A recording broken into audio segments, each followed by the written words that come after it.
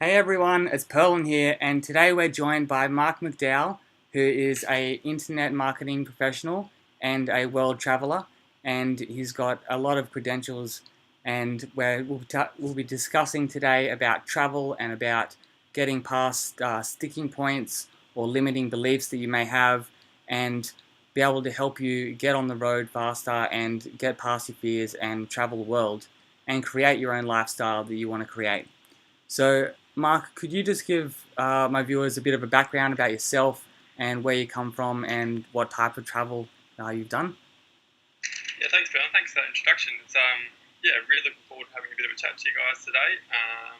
Yeah, hopefully you guys can all get a bit out of it. But a bit about myself. I used to be an outdoor education tour guide, I suppose. So I used to take clients, particularly students around the world, particularly in Australia, but also around the world, taking them on sea kayaking treks and camping trips.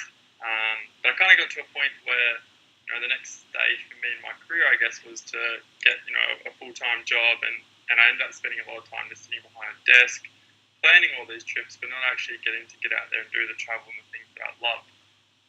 So that's when I suppose I was introduced to the industry of network marketing by a friend, and started to build my own business part time whilst also planning all those trips as an outdoor education coordinator. And now, I'm in a position where I've replaced my full time income, and I get paid wherever I am in the world. I get paid in US dollars. It's amazing to be able to travel and to meet people and to start to impact those people that you meet around the world. So I'm pretty excited to share with you guys some of the tools that I've used to live that lifestyle and to create that dream life that I know a lot of us dream about but don't actually start to do. Yeah, nice, nice. And I think for a lot of people, they only travel a little bit or they save up and they travel and spend all their money, then go back home and save up more. And they're sort of stuck in that bit where you just have to have a day job where you save your money, and then when you can get time off work or you can save enough money, then you can go for a really quick trip. So a lot of people aren't used to the long-term travel option and how to do that. And it seems like you've been very successful in creating your life and your environment to enable you to be able to travel wherever you want and do short term or long term travel. And it's more like a lifestyle than just like a 2 weeks a year type vacation. Could you give a quick sort of idea about how you progressed from having a day job and getting stuck behind a desk that you really didn't like to moving into being able to design your life to be able to live it the way you want to?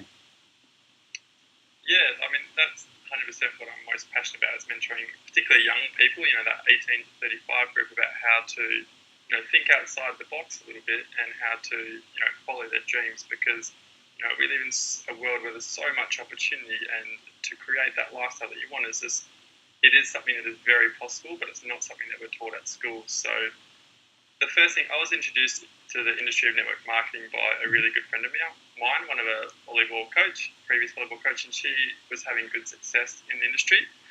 And I guess why I found network marketing to be such a good vehicle to live that lifestyle is that one, it's a really easy system to follow. Like, I have an amazing mentor, a number of mentors that are there to help me along the way and to coach me through. And when I get stuck or I'm not sure what to do next, there's always people to help you there, and then you can become that mentor for others. So that's one thing I found to be really successful, is just to have that direction. The other thing about the industry, I suppose, is you can, whether you're working at that specific time or whether you put in the work before, because it's residual income. You get paid whether you're traveling through South America, you get paid whether you're in Southeast Asia, and specifically for me, with my company, because it's paid in US dollars, with the dollar doing so well, it just really allows you that freedom, particularly when one of my favourite passions is to travel through Southeast Asia. And, living off US dollars and travelling through there is really an incredible thing. And the people that you meet along the way, you can give them an opportunity or show them how it's possible for them as well. So I guess, having a proven system and a product or a system that you're really passionate about is how I've managed to have a bit of success with it. Yeah, that's great. I've had similar results myself, where I found how to take business online and have an online business.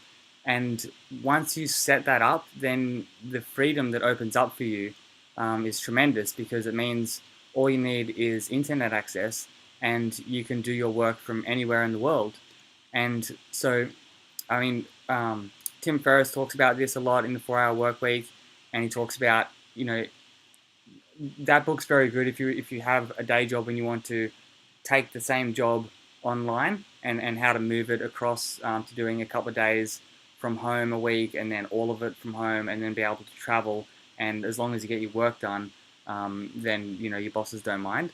But also, another option to have your job and just take it online is to create your job online, or create your business and your money making from online, because then there's no set time limit from anyone else about your time. So you organize your time, you organize when you want to travel, when you want to work.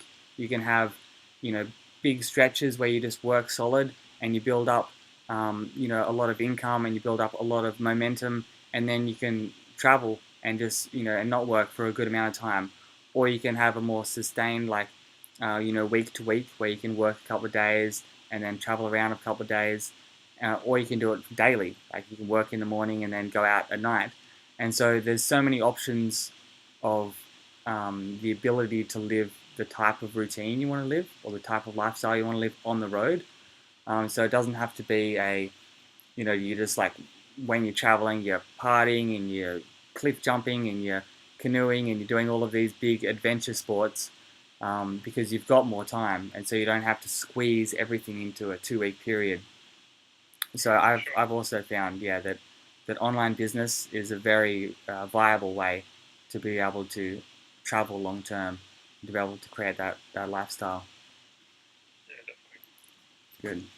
And so, when you were just moving from the day job to the online business, was there any main issues or problems that you came against that you think most people would have, and how did you overcome those initial hurdles? Yeah, I guess the first one is time management.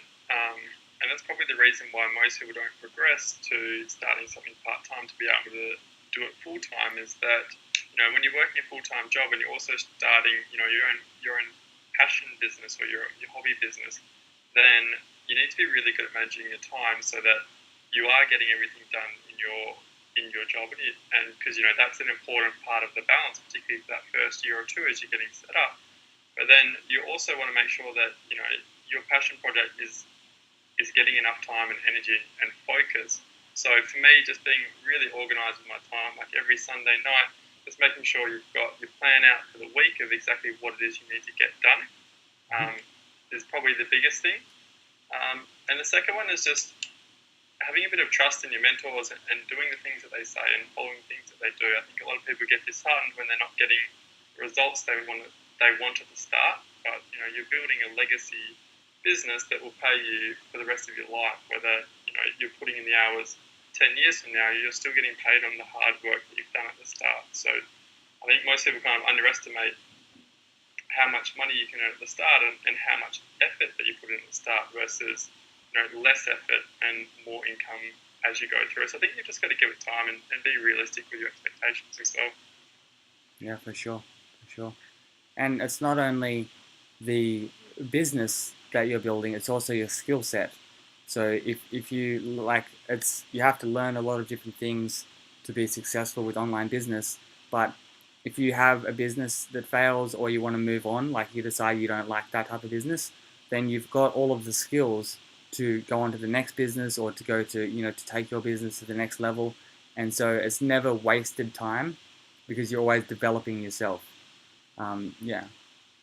Yeah, I couldn't agree with you more there, Perlin. Like, we have a saying in our industry that your income is matched to your own personal growth. So the more that you're growing and the more that you're learning new skills, the more money and the more people that you can impact, the more money that you'll earn. So I guess at the start, you need to be prepared to do the hard work and to learn those skills, but know that they're life skills that will help you with everything from relationships to other business ventures in the future to everything, like even just managing your own money and the people that you meet along the way can really help in all areas of your life. So I definitely think that's a pretty valid point now. Yeah.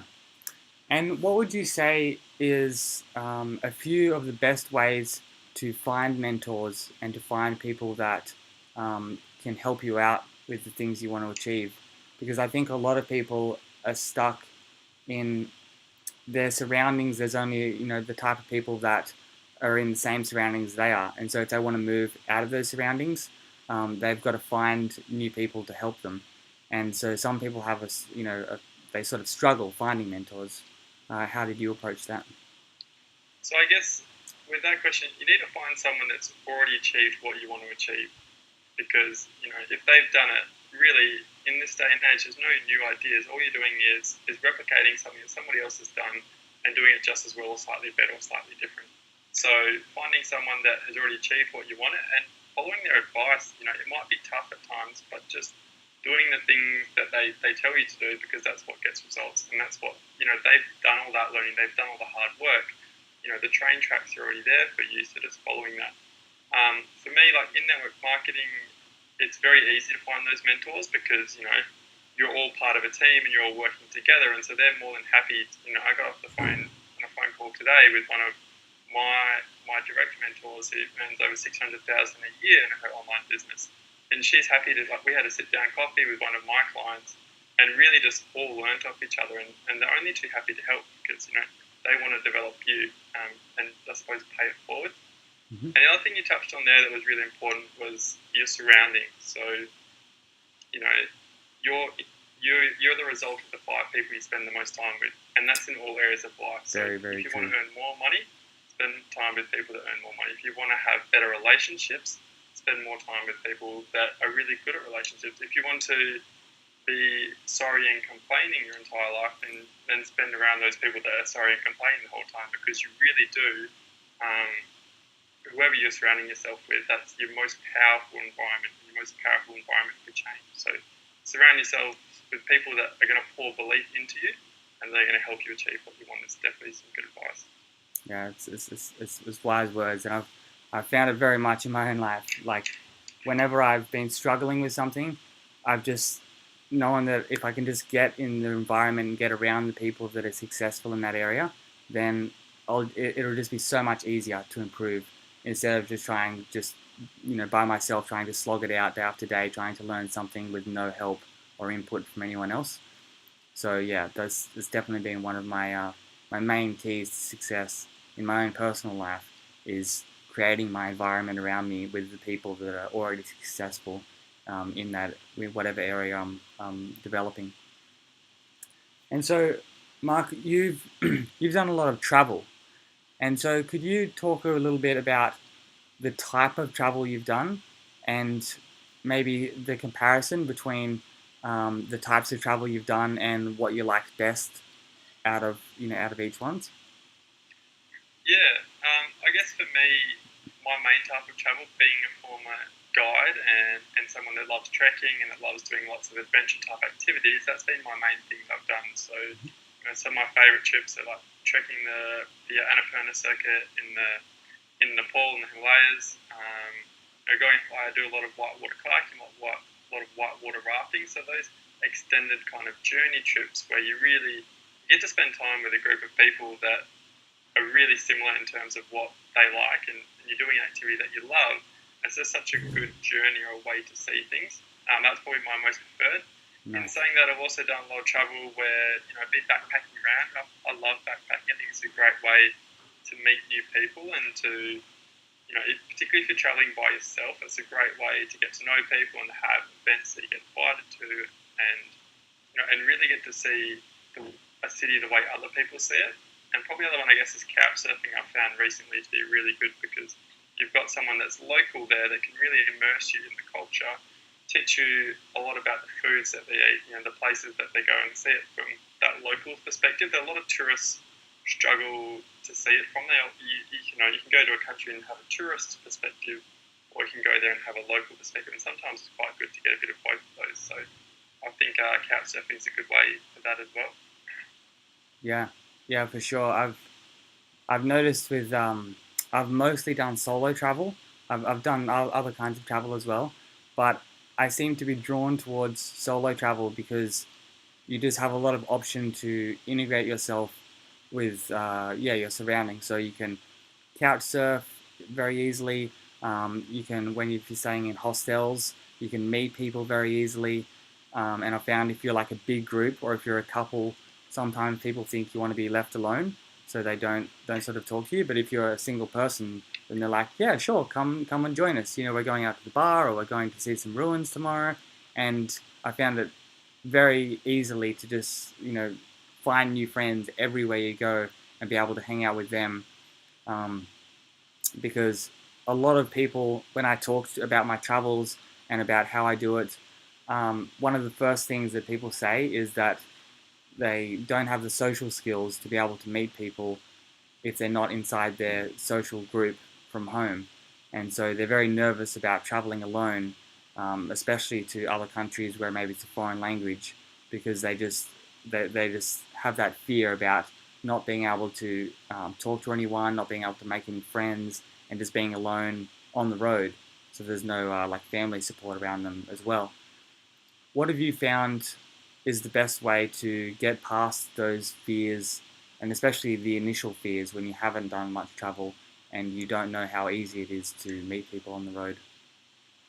Yeah, I guess I got some really good advice from a friend of mine before I headed off my big kind of 6 months trip, and he said the answer to every opportunity is yes.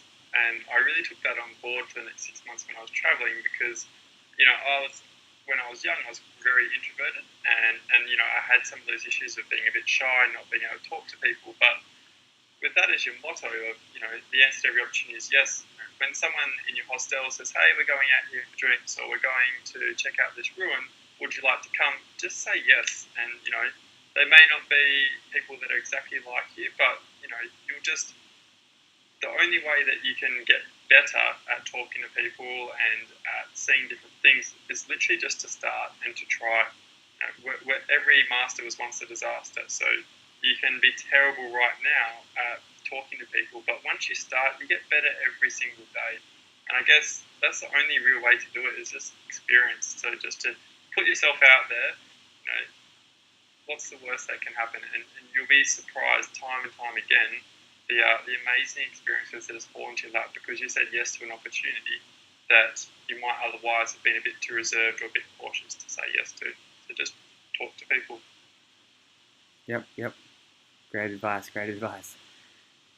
And when it comes to, let's move it now to morning rituals and daily rituals that can help you in becoming successful with whatever you're trying to achieve. Do you have any morning or daily rituals that you do every single day? Yeah, 100%. I'm huge on morning ritual. Mm-hmm. Big thing for time efficiency. It's a big thing for just nurturing yourself. So my morning ritual is I wake up at somewhere between 5 o'clock and 6 o'clock every morning, no matter where I am. That's an early. The first 2 hours of every day I dedicate to myself and 100% to myself. So the first thing I do when I get out of bed is I'll write my affirmations for the day, so the things that I want to attract into my life, and I'll say 3 things that I'm really grateful for from the day before, and then I'll spend a bit of time on me. So normally that would be I might do a bit of physical exercise. So when you're traveling, it's something that's important to make sure you do stay healthy. So I normally do about an hour of physical exercise or maybe half an hour. And then I'll have a bit of time just to focus again on what I want to achieve today. So I'll normally do about 20 minutes of meditation. And that's that first 2 hours of every day that's dedicated to me really nurturing my soul and getting focused on what it is I want to achieve for that day. And then you've got the whole day to go out there and to really, experience everything that you could possibly experience. Just to get focused on what it is you want to do and what you need to tick off your list for that day, or what, when you're at work, what it is that you need to get done, and then just be really efficient at doing everything throughout the day. That's great. Yeah, for myself, I've definitely found that having rituals, and especially morning rituals, it's just very grounding.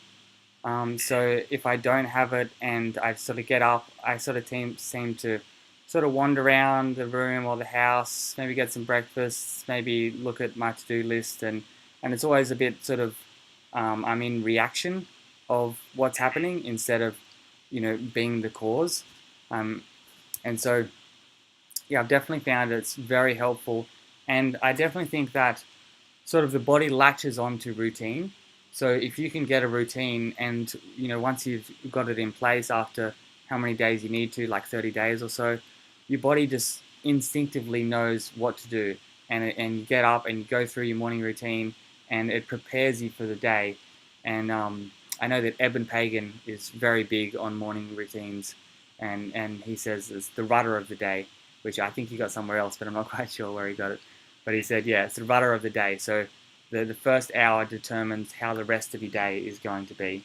And so it's very wise to put a lot of time and effort into designing that first hour to be very nurturing and productive and grounding and, yeah, just very healthy. So the rest of the day can follow on from that, and you can have a great day. And then those days add up, and you can have a great month and a great year, and it can go into a great life, just because you've set up these nurturing habits in the very morning of every day.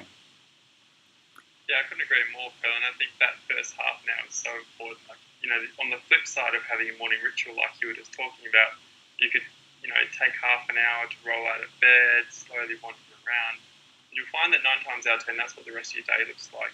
You're sort of not very focused on what you need to do, taking things really slowly. I think if you can set up that first half an hour with intent, then quite often you'll find that the rest of the day, or maybe even month or year, ends up very similar to that. So habits are very important. 100% agree. Well, Mark, this has been a great conversation. Do you have any last tips that you think is very key in terms of building a successful lifestyle, and also lifestyle design, where you're creating your life to be able to travel around the world, or be able to work from home, or be able to do anything that you want to try and achieve? Is there any 1 or 2 things which you think is the most important that people should work on, if they could only work on 1 or 2 things? Yeah, I think 100% for me, this comes down to self-belief. If you can believe in yourself and you're really clear on what it is that you want to achieve in life, I literally believe that in this day and age, there is so much opportunity out there and so many people conspiring to help you to achieve everything that you want to achieve.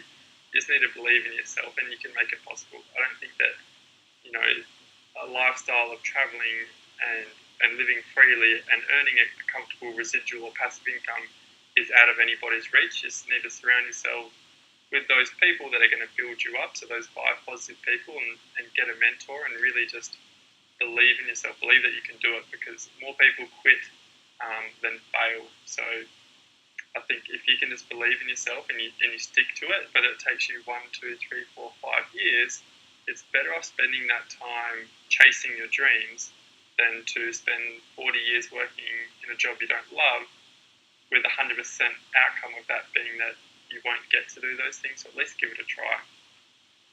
Awesome. Wise words, Mark. Thank you very much. If anyone wants to get in contact with you or find out more about you, where can they go to find that information?